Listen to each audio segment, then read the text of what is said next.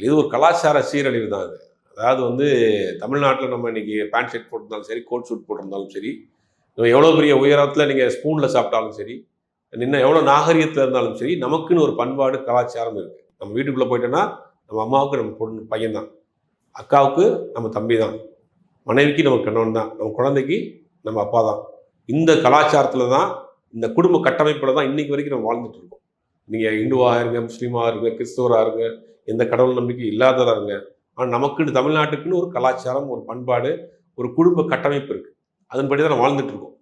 நீங்கள் அதை வந்து கொச்சைப்படுத்துகிற மாதிரி, அதை வந்து அசிங்கப்படுத்துகிற மாதிரி, ஒரு குழந்தை வந்து அப்பாட்ட நான் செக்ஸியாக இருக்கான்னு கேட்குற மாதிரி ஒரு டைலாக் வச்சுருக்கு. அதை பார்த்துட்டு எனக்குலாம் தூக்கி வாரி போட்டுச்சு. எந்த குழந்தை கேட்கும் அப்பாட்ட?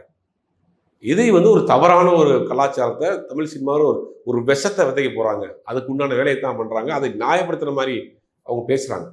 பத்திரிகை சந்திப்பில் நியாயப்படுத்துகிற மாதிரி பேசுகிறாங்க.